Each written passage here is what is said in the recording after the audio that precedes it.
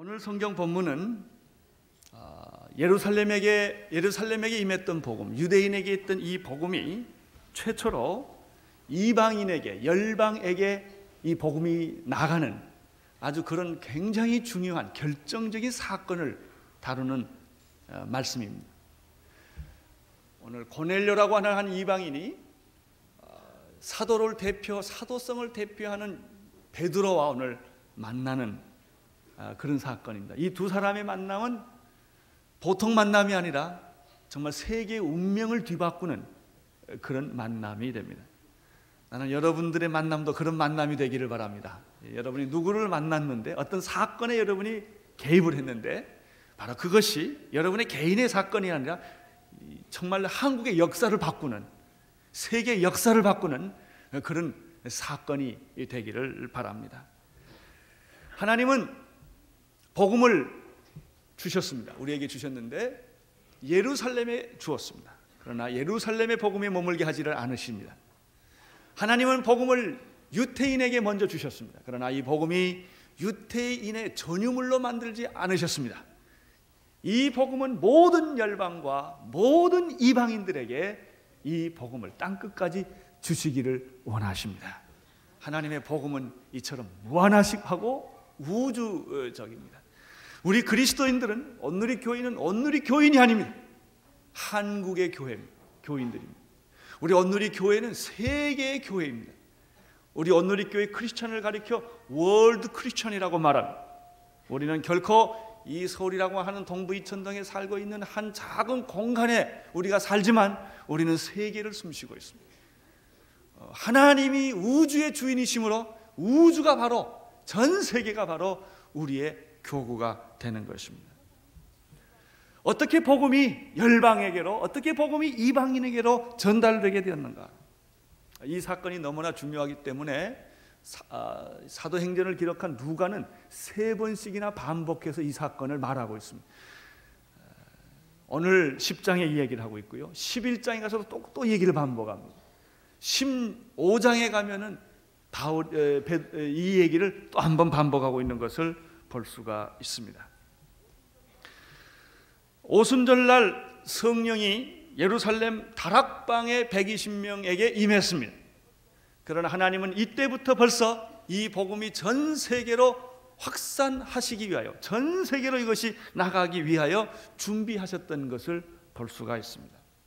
오순절날 다락방에, 예루살렘에 있는 한 다락방에 120명이 기도하고 있을 바로 그 무렵에 세계 곳곳에 있는 사람들을 예루살렘으로 하나님이 집결하고 계셨습니다.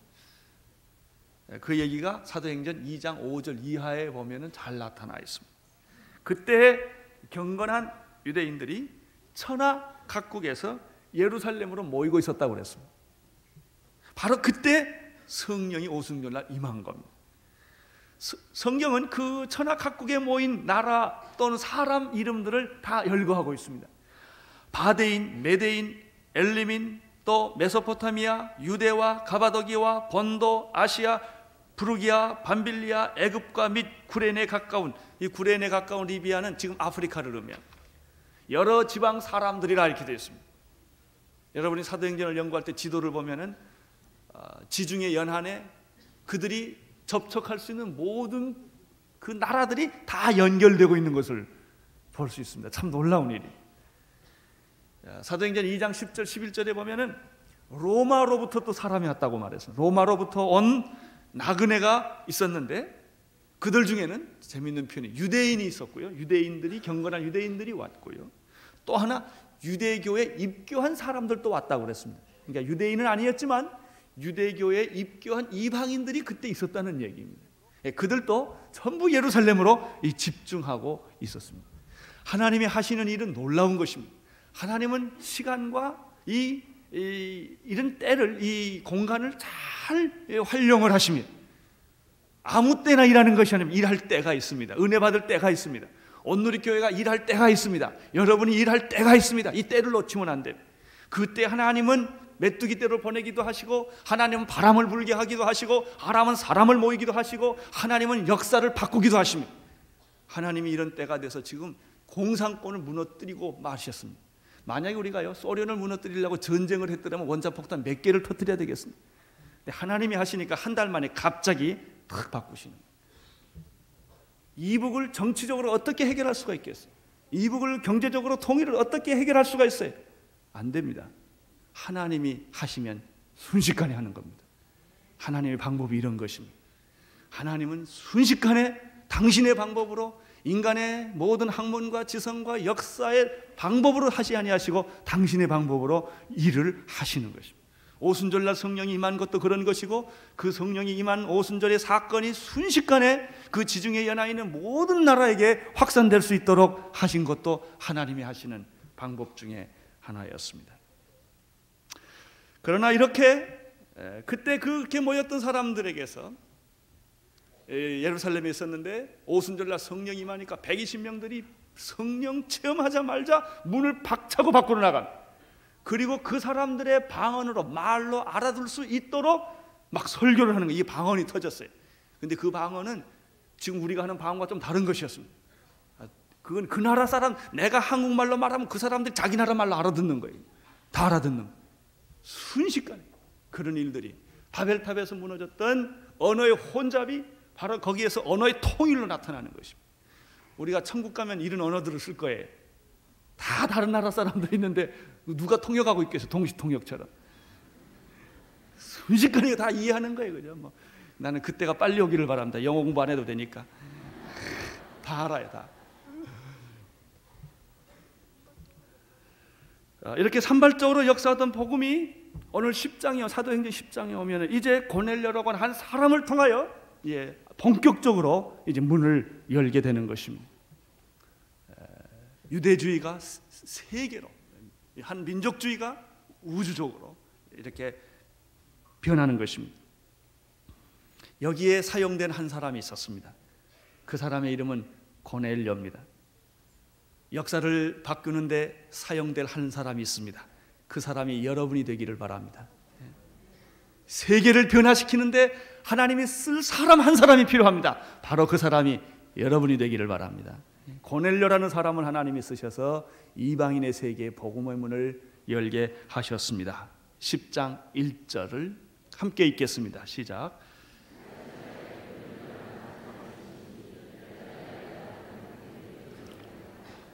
그 사람은 군인이었습니다. 이탈리아 지금으로 말하면 로마의 군인이었습니다. 근데 그 사람은 어떤 군인이었냐면은 100명의 군인을 통치하는, 100명의 군인들을 관리하는 그런 사람이었습니다. 이탈리아의 군대 조직에서는 600명이 한 연대를 이룹니다. 그 연대를 100명씩을 잘라서 또 지휘관을 맡겼던 것입니다. 신약에 보면은 놀랍게도 백부장이 많이 나옵니다. 어떤 한 백부장이 자기 하인이 중풍병으로 아파 있어서 예수님에게 찾아와서 내 하인을 고쳐주십시오. 그랬더니 예수님이 고쳐주시겠다고 가자고 하니까 오실 거 없습니다. 말만 하십시오. 그러면 내 하인이 나을 겁니다. 나도 군인으로서 이 사람 보고 이래라 저래라 그러면 나도 그렇게 합니다. 예수님 오실 거 없습니다. 말만 하십시오. 그때 예수님이 뭐라고 그랬죠? 이스라엘 중에 이만한 믿음을 본 사람이 내가 없다. 그리고 병을 고쳐줍니다. 놀라운 일입니다. 예수님이 십자가에 못 박혀 죽을 때도 그 한 백부장이 저 사람이야말로 정말 하나님의 아들이라고 고백한 사람이 그 백부장이었습니다. 오늘 여기에 나타난 고넬료라고 하는 한 사람은 군인으로서 백부장인데, 바로 이 믿음이 좋았던 예수님이 칭찬했던 그 백부장과 쌍벽을 이루는 참 경건하고 우리가 존경할 만한 그런 인물이었습니다. 2절을 보시기를 바랍니다. 2절 시작.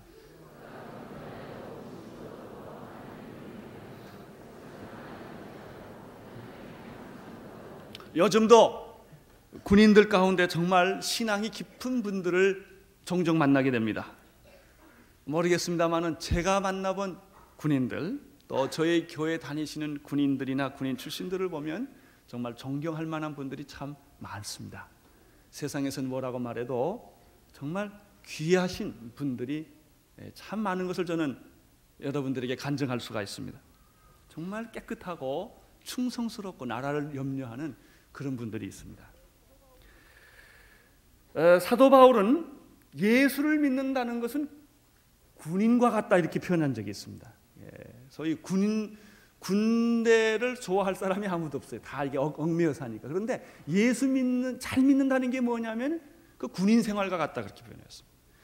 그래서 이런 그런 교파까지, 구세군이라고 하는 교파까지 생겼고 군복을 입고 다닙니다. 그 사람들 그 크리스마스 때 왜 정치는 그게 바로 너무 예수를 잘 믿고 싶어서 군대 조직으로 교파를 만든 것이 바로 구세군입니다. 부수장군 같은 분은 정말 훌륭한 분들입니다. 디모데후서 2장 3절에 보면은 예수 믿는 것을 이렇게 표현을 했습니다. 내가 그리스도 예수의 좋은 군사로 나와 함께 고난을 받을지니 군사로 다니는 자는 자기 생활에 얽매이는 자가 하나도 없나니. 군인은 자기 생활대로 못 삽니다. 크리스천이 사실 그렇습니다. 내 마음대로 살고 하나님이 조금 필요한 게 아닙니다.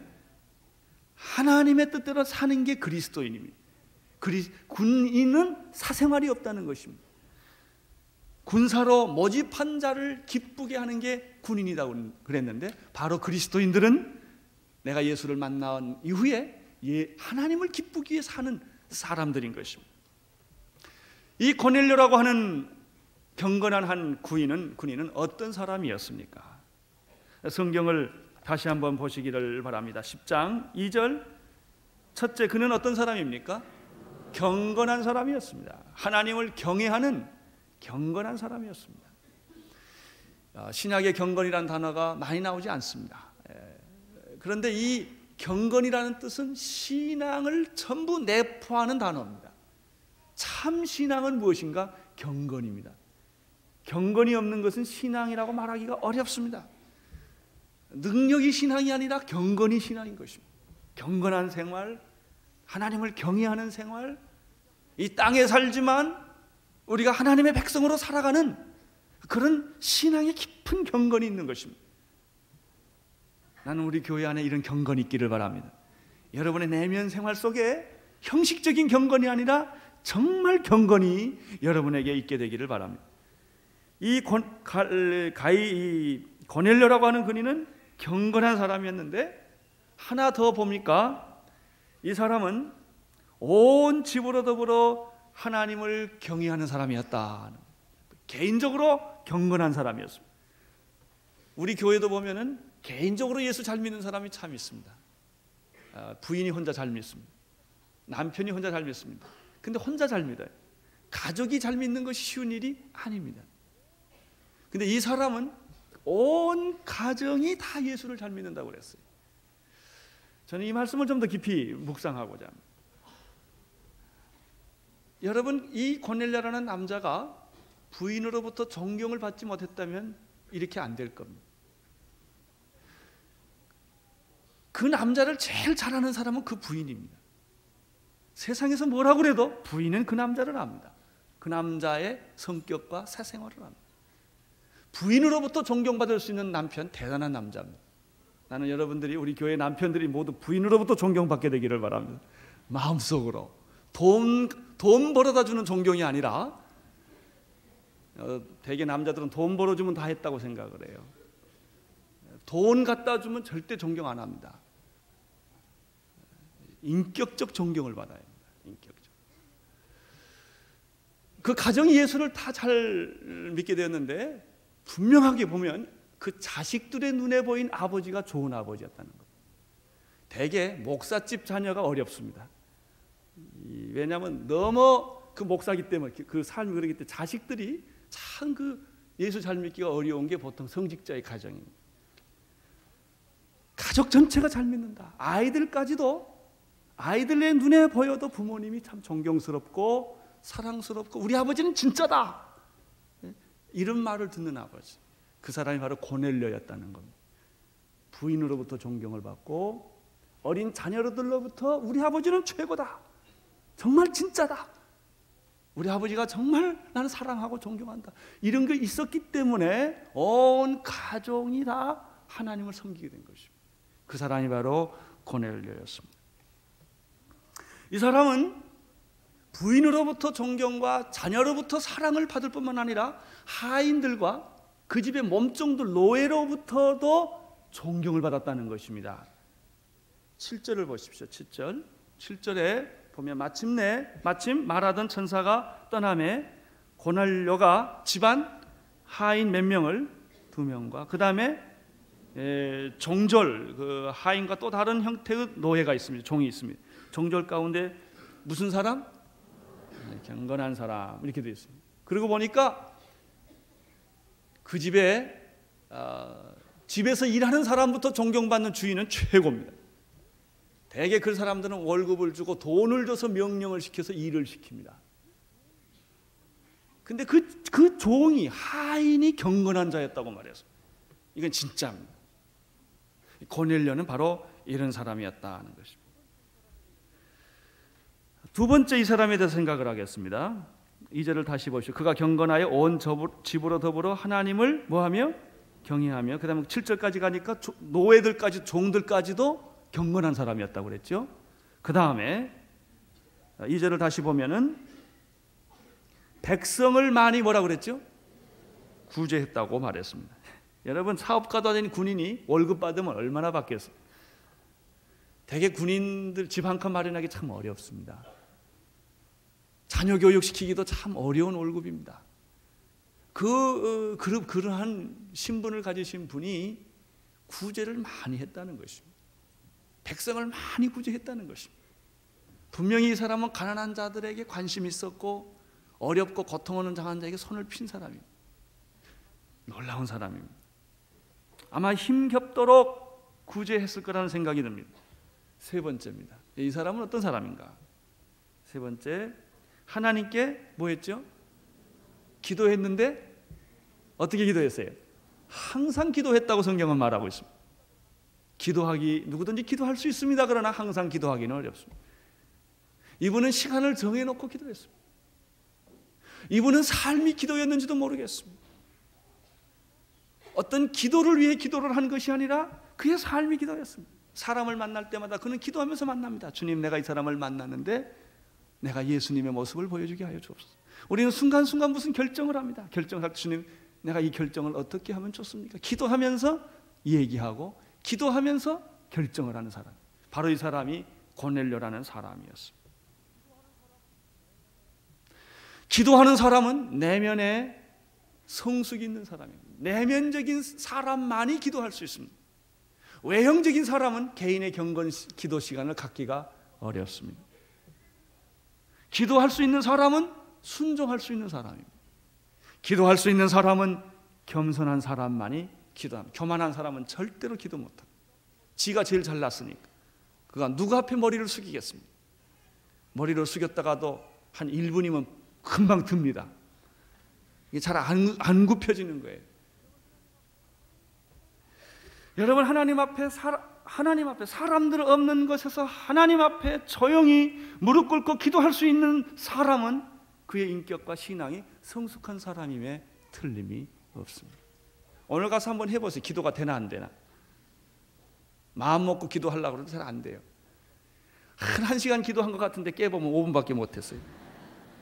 이게 잘 안 돼요. 기도가 이렇게 마음대로 되는 게 아닙니다. 기도가 깊은 사람은 신앙 인격이 깊은 사람입니다. 사람들 앞에서 쇼하지 않는 사람, 깊은 사람입니다. 네 번째, 고넬료는 어떤 사람이었나? 그는 기도 중에 환상을 보는 사람이었습니다. 3절을 보시기를 바랍니다. 시작.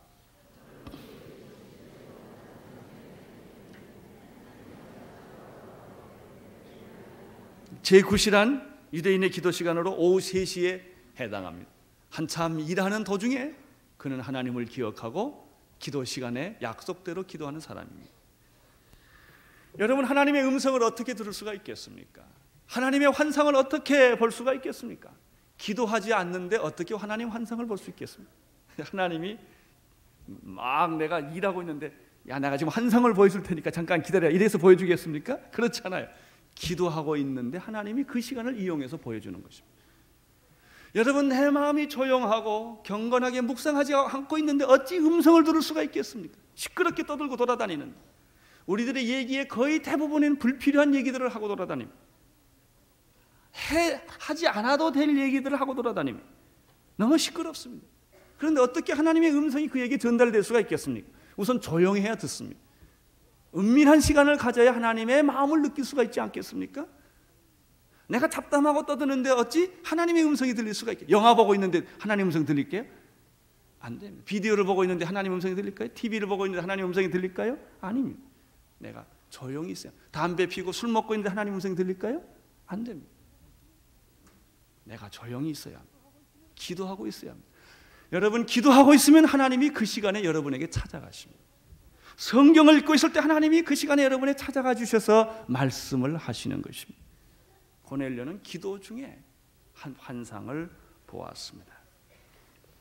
제9시에 기도했던 사람이 하나 있지요. 베드로와 요한이 제9시에 기도하려 어디로 올라가다가 성전으로 올라가다가 나면서 안전병이를 만나서 그를 일으켜 세우는 기적이 있었습니다. 고넬료는 중언부언하는 사람이 아닙니다. 그는 응답받는 기도의 사람이었습니다. 우리 온누리교회 성도님들이 바로 다 이렇게 경건한 시간을 가지고 기도의 시간을 약속대로 가지고 하나님을 정기적으로 만날 수 있게 되기를 바랍니다. 그는 아직 세례를 받지 못한 이방인이었습니다. 11장에 가면 고넬료가 세례받는 얘기가 나옵니다. 10장의 그 마지막 부분에 가면은, 그렇지만 이 사람은 이탈리아 대 로마의 군인이었지만 정말 개인적으로 그는 하나님을 경외하고 가난한 자를 돌보고 있었던 사람이라는 것입니다. 우리들이 일반적으로 사람을 평가할 때 그 사람이 누구냐보다는 어떤 직업에 종사하느냐, 어떤 지방 출신이냐, 어떤 학교 출신이냐를 먼저 따지는 그런 선입감과 그런 경향이 있습니다. 자기와 동양이라든지 자기와 학교 선후배라든지 그러면 좀 더 관심을 갖게 됩니다. 그리고 그 사람이 나쁜 사람이라도 좋게 생각하려고 하는 그런 경향성이 있습니다. 나는 여러분들이 그 사람이 누구냐를 먼저 보시기를 바랍니다. 그 사람이 어떤 소속이냐, 어떤 지방이냐, 어떤 컬러를 가지고 있느냐보다도 그 사람이 누구냐가 더 중요하다는 것입니다. 이렇게 볼 때 우리는 김일성 정치 지배 아래 있지만 북한의 관료나 군인들 사이에도 고넬료 같은 사람이 있을 수 있다는 것을 생각하게 됩니다. 그래서 우리가 기도하는 것입니다. 모슬렘이나 불교나 힌두 문화권 속에서도 이런 것이 있을 수가 있습니다. 저희 교회에서 세례를 주다 보면은 굉장히 많은 사람들이 불교 문화권 또 불교 가정에서 태어났다가 예수를 만나서 세례받은 분이 굉장히 많다는 것을 알게 됩니다. 이 고넬료는 비록 로마의 한 군인이었지만은 그는 경건한 하나님을 경외하며 정말 하나님의 가난한 자를 돌보는 사람이었습니다. 3절 4절을 여러분이 같이 읽겠습니다. 시작.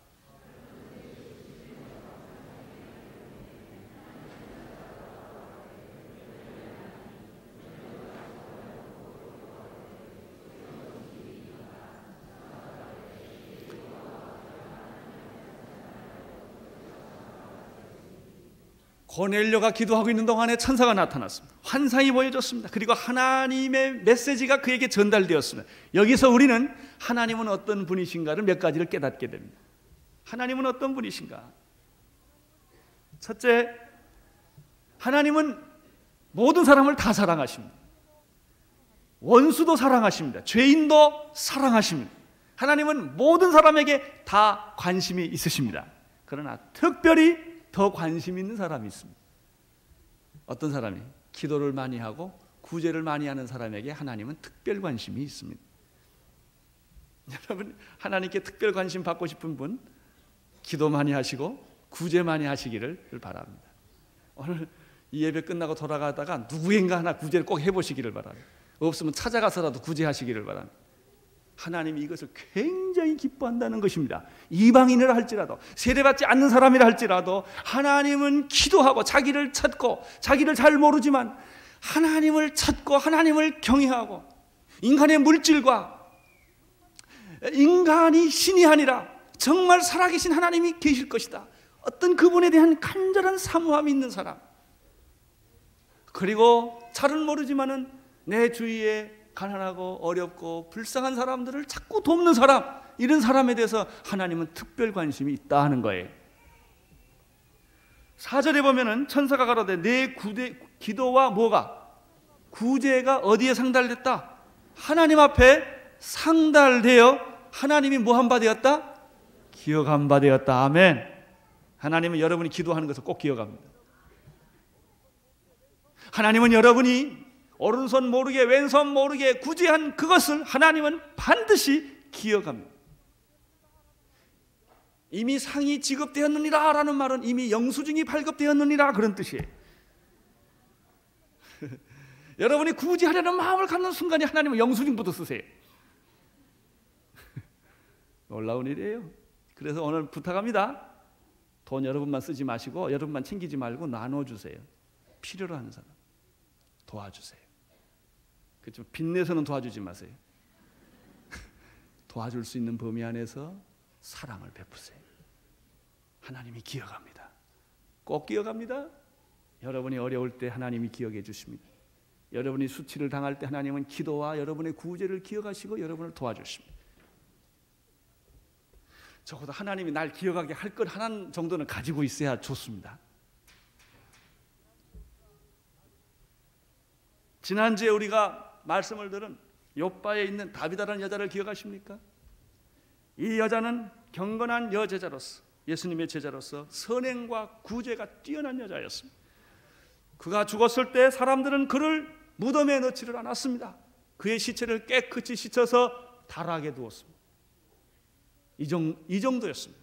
구제의 힘이, 선행의 힘이 이렇게 큰 것입니다. 평소에 사람들한테 베풀어야 합니다. 절대로 평소에 깍쟁이 노릇하면 안 됩니다. 그저 여러분이 베풀 수 있을 때 자꾸 베풀어줘야 합니다. 하나를 더 집어줘야 합니다. 선을 행해야 합니다.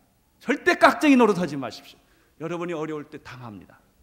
그러나 평소에 많이 베푼 사람들은 여러분이 어려움을 겪을 때 주위에서 여러분을 돕습니다.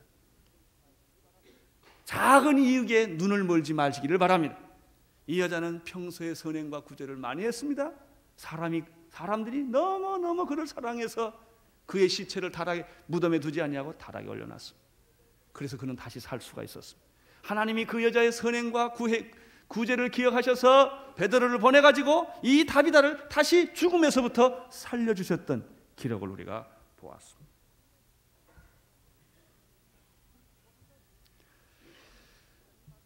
또 한 가지 우리가 이 말씀을 통해서 배우는 하나님의 속성 중에 하나는 하나님의 계시는 구체적이고 분명하다는 것입니다.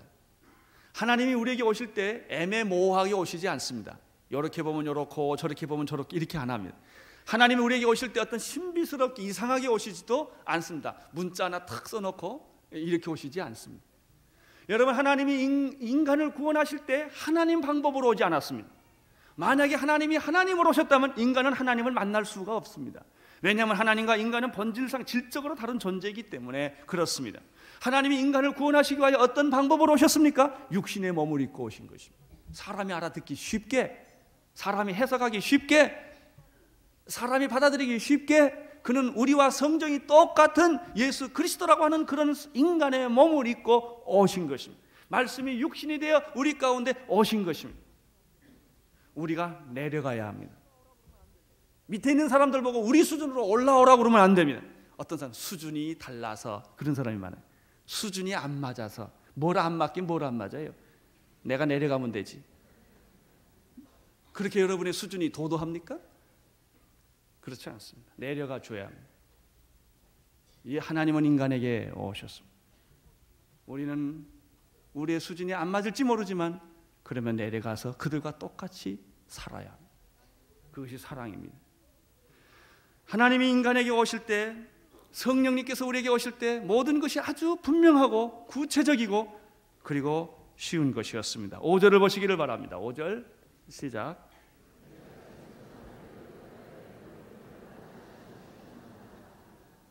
그 다음 6절. 자, 여기에 있는 말 중에 못 알아들을 말이 있습니까? 하나도 없죠. 그게 하나님의 말씀이에요.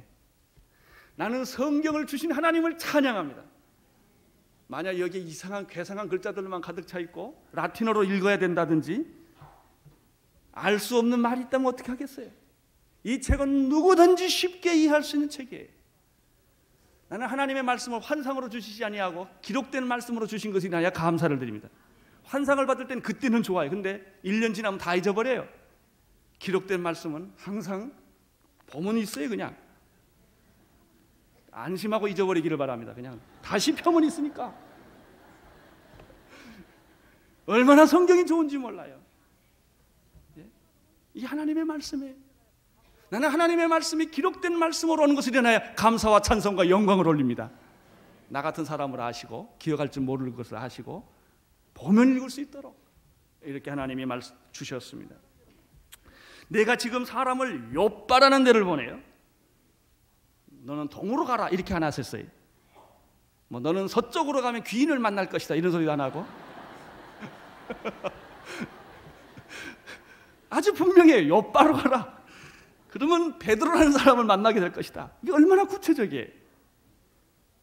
우리는 너무 쉬운 것을 어렵게 만들고 아주 분명한 것을 애매하게 만들어서 예수 믿으려고 그래요. 그래야 은혜가 되는 것처럼, 그래야 뭐 신령한 것처럼. 그렇지 않습니다. 아주 분명한 거예요. 그 베드로가 어디 있느냐 그것도 다 가르쳐줘요. 시몬, 가죽을 뭐 만든 피장, 그 가죽공인 시몬이라는 그 사람 집에 지금 있단 말이죠. 거길 가라. 초청을 해라. 그 집까지 또 가르쳐. 해변에 있다. 또 방황할까 봐 다 가르쳐줘요. 나는 우리 하나님이 참 되게 좋습니다. 어렵게 오시면 내가 어떻게 할 뻔했어요. 나는 성청 스님을 참 인간적으로는 존경하고 귀하다고 생각하지만 그렇게 믿어서 구원받는다면 누가 구원받겠습니까? 난 생각할수록 깜짝깜짝 놀래요. 아니 어떻게 그냥 자지 않고 앉아서 잡니까? 눕지 않고 그렇게 고행하고 그렇게 해서 돌을 닦는다고 그것이 구원이라고 하면 누가 예수를 구원받을 수가 있겠어요? 얼마나 좋아요. 예수 믿으면 구원받는다. 아니 얼마나 쉽고 좋습니까? 지금 당장 누구든지 마음의 문을 열고 문을 열면 내가 내게 들어가겠다. 내가 선행을 해야 구원받는 게 아니다. 내가 죄를 다 씻어야 구원받는 게 아니다. 지금 죄가 있을지라도 내가 살인자라 할지라도 내가 죽일 놈이라 할지라도 지금 예수님을 의지하고 나를 믿고 오면 내 죄를 누군가 같이 씌워주겠다. 이게 예수 믿는 거예요. 구원이에요. 이게. 동양 철학이나 종교를 보십시오. 지금도 산속에 들어가서 도를 깨달아야 하고 비밀이나 신비를 체험해 30년 뭐 있었대나 이래가지고 보통 사람들 잘 알 수도 깨달을 수 없는 어떤 도달할 수 없는 멀고 먼 진리들 알 것 같으면서 모르고 잡힐 듯 하면서 안 잡히는 그래야 굉장히 멋있는 것 같아요. 어떤 사람 보면 심오한 글자 몇 개를 탁 써놓고 그걸 깨달으라는 거예요. 온 우주의 비밀이 그 몇 자 글자에 다 있다는 거예요. 그렇게 동양 철학이나 동양 신비는 전부 그렇게 되어 있어요. 철학이나 종교는. 선한 행위나 피나는 고행을 통해서 구원받게 하지 아니하시고 이렇게 하나님은 우리에게 쉽게 구체적으로 분명하게 계시하시는 것이죠. 나는 여러분이 예수 믿을 때 혼돈하지 않게 되기를 바랍니다. 나는 여러분이 예수를 믿을 때 그렇게 이상하게 안 믿게 되기를 바랍니다. 성경대로 분명하고 아주 구체적으로 여러분이 예수님을 믿으시기를 바랍니다. 세 번째, 오늘 이 말씀을 통해서 또 하나 깨닫는 것이 있습니다. 하나님의 속성. 하나님께서는 우리에게 계시하여 주실 때 한쪽에만 계시하지 아니하시고 양쪽에 다 계시한다는 것입니다. 고넬료에게 하나님의 환상을 보여주었습니다. 고넬료에게만 보여주셨으면 어떻게 할 뻔했습니까? 내가 환상 받고 왔는데 베드로 사도요 우리 집에 옷이 없어서 그러면 베드로는 나는 안 받았는데 그러면 어떻게 해요? 하나님은 은혜를 주실 때 당신의 일을 하실 때 당신의 역사를 하실 때 양면적으로 하신다는 것입니다. 우리 그 신학교에 가면 그런 예화를 재밌는 예화를 만들어줍니다. 어떤 성도가 은혜를 받아서 그 목사님이 결혼 안 해서 참 좋아가지고 찾아가서 목사님 내가 계시를 받았는데 목사님하고 결혼하라고 합디다. 아니 곤란해요. 그 부인할 수도 없고. 그래서 그 목사님이 나는 안 받았는데요. 그런 말을 했다는 거죠. 받으면 둘 다 같이 받아야죠. 하나님은 한쪽으로만 하시지 않는다. 계시를 다 알 수 있도록 하신다는 것입니다. 사울이 다메섹 도상에서 그가 예수님을 만났습니다. 눈을 멀었습니다. 그때 하나님은 누구를 준비하고 계십니까? 아나니아를 준비하고 있었다는 것이 이미. 그래서 아나니아를 통해서 눈을 뜨게 하신다는 것이죠. 에티오피아 한 내시가 성경을 읽으면서 늘 고민을 했습니다. 이사야에 있는 말씀, 그는 누구일까? 그는 누구일까? 그때 하나님은 빌립을 준비하셔서 광야로 가게 하십니다. 광야로 만나서 그가 바로 메시아라는 것을 가르쳐 주게 하십니다. 여러분, 하나님은 막연하게 일하지 않습니다. 하나님은 준비 없이 일하지 않습니다. 하나님이 어떤 일을 하시려고 할 때는 반드시 미리 응답하시고 사람을 준비하시고 돈을 모아주시고 계획을 하셔서 일을 하시는 것입니다. 그래서 하나님이 일을 할 때는 염려하지 않게 되기를 바랍니다. 근심하지 마십시오. 문제는 그것이 하나님의 뜻이냐 아니냐가 중요해요. 내 뜻 가지고 하나님의 뜻이라고 한다면 망하게 될 것입니다. 어떤 사람은 자기의 뜻이 하나님의 뜻인 것처럼 착각할 수도 있습니다. 그러나 정말 하나님의 뜻이면 반드시 하나님은 여러분의 인생을 책임져 주십니다.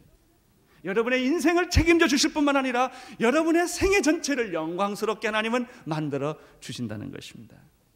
이게 하나님의 일이냐? 그러면 하나님이 예비하신다. 하나님이 준비하신다.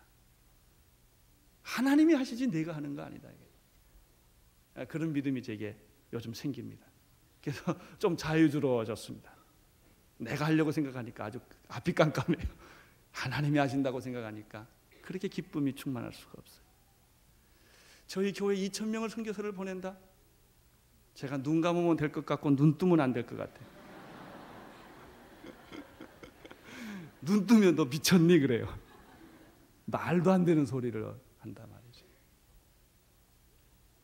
서울에 있는 동부이층에 조그마한 교회가 도대체 뭘 할 수 있다는 말인가? 그러나 눈 감고 기도하면 세계가 보입니다. 환상이 보입니다. 우리 교회에서 놀라운 일들이 벌어질 것이 믿음의 눈으로 보이기 시작을 합니다. 눈을 뜨면 또 걱정이에요. 여러분, 그러나 하나님이 이런 믿음을 주셨을 때는 이미 응답하고 있다는 겁니다. 준비하고 있다는 것입니다. 하나님이 하시면 어려운 게 없습니다. 그러나 내가 하면 모든 거 다 막힙니다. 불가능하냐 불가능하지 않느냐가 중요한 것이 아니라 하나님의 뜻이냐 아니냐가 중요합니다. 하나님의 뜻이면 불가능한 일을 얼마든지 해낼 수 있지만 하나님의 뜻이 아닌 것은 아무리 가능한 것도 해서는 안 되는 것입니다. 할 수 있는데도 그거는 안 해야 되는 것입니다. 사역을 허락하셨을 때는 이미 사람을 준비하시는 것입니다. 그래서 여러분들 하나님의 일을 할 때 절대 사람에게 조르시지 말기를 바랍니다. 사람한테 손 벌리고 돈 벌리고 그러지, 돈 벌린다. 돈 달라고 그럴 거 없어요. 기도하면 돼요. 기도해서 안 되는 건 안 해야 합니다. 기도해서 안 하는 건 안 주시는 거지요. 그걸 사람한테 쫓아다니면서 치사하게 그럴 게 하나도 없어요. 하나님이 하시는 거예요. 하나님. 고넬료에게 환상을 보여주신 하나님은 동시에 똑같은 시간에 베드로에게도 보여주셔서 준비시킨다는 것입니다. 7절 보시겠습니까? 7절 시작.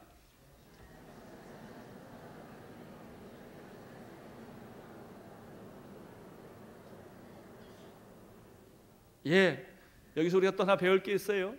경건한 사람을 보냈어요. 하나님의 일은 기도하는 사람 언제나 심부름시켜야 돼요. 능력 있는 사람을 심부름시키는 것이 아니라 하나님을 경외하는 사람에게 일을 맡겨야 합니다. 그 사람이 일을 좀 잘못할 것 같아도 그 사람은 일을 해냅니다. 그러나 똑똑한 사람 중에 기도하지 않는 사람 일 시키면 안 됩니다. 능력 있는데 기도하지 않는 사람 조심해야 됩니다. 그 사람은 일은 만들어낼 수 있을지 몰라도 나중에 일이 다 어그러집니다. 하나님의 일은 기도하는 사람, 경건한 사람을 통해서만이 열매를 맺게 되는 것입니다. 9절을 보십시오. 9절 시작.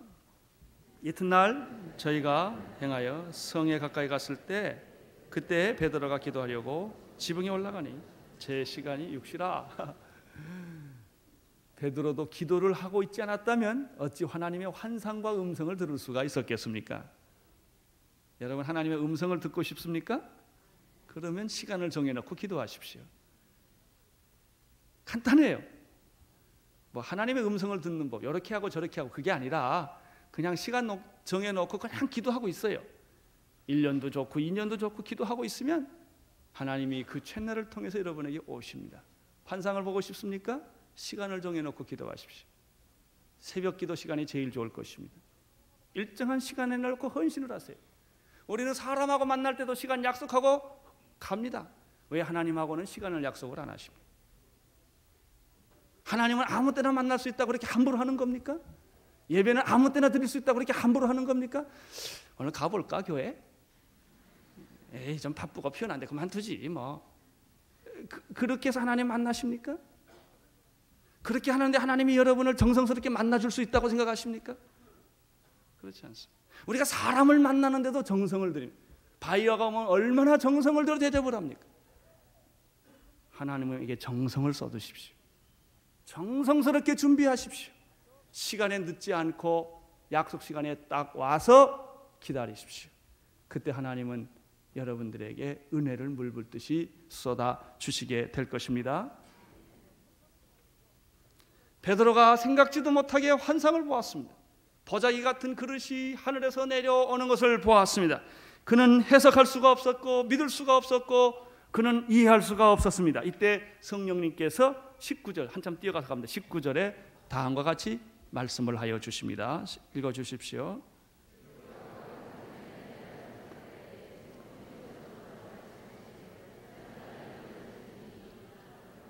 하나님이 하신 일이 얼마나 오묘합니까? 두 사람이 너를 찾으리니 일어나 내려가라. 의심하지 말고 함께 가라.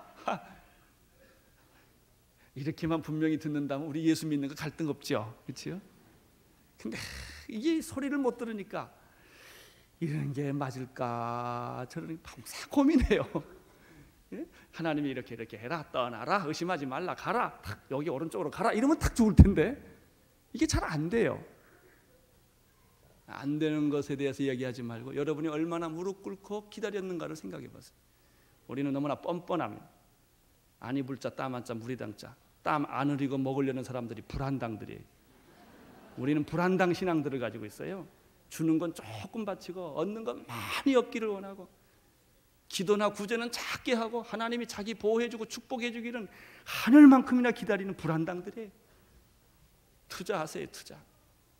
무릎 꿇고 기도하세요. 하나님 앞에 겸손하세요. 가난한 사람들에게 손을 많이 펴세요. 왜 하나님이 여러분을 기억하지 않겠습니까? 왜 하나님이 여러분의 마음을 읽지 않겠습니까? 너무 우리가 하나님께 드린 게 없다는 것이죠.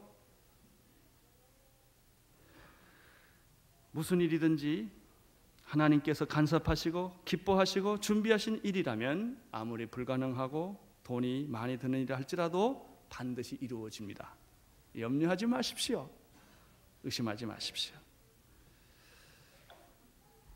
오늘 말씀을 통해서 전체적으로 나타난 하나님의 뜻은 무엇입니까? 고넬료라는 이 경건한 한 사람을 통하여 이방인에게 복음의 문을 열게 하신다는 데 있습니다. 하나님의 관심은 고넬료에게도 있지만은 그러나 고넬료에게 머무는 것이 아닙니다. 고넬료가 그 가정이 전체적으로 예수 믿고 세례받고 구원받는 이 사건을 통하여 그는 온 이방의 모든 이방인들에게 모든 열방에게 예수 그리스도의 복음이 전해지기를 원하셨던 것입니다. 하나님은 여러분을 축복해 주실 것입니다.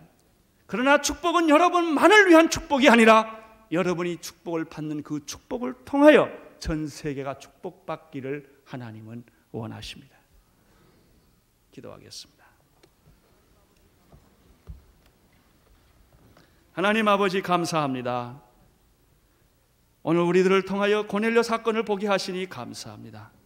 고넬료는 이방인이었지만 하나님을 경외하고 기도하며 구제를 많이 했던 경건한 사람이었습니다.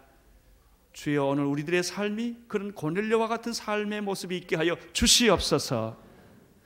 고넬료를 통하여 이방인에게 열방에게 복음이 전해졌듯이 주여 우리를 통하여 세계가 변화되게 하여 주시고 나를 통하여 한국이 변화되게 하여 주시옵소서. 예수님 이름으로 기도드리옵나이다.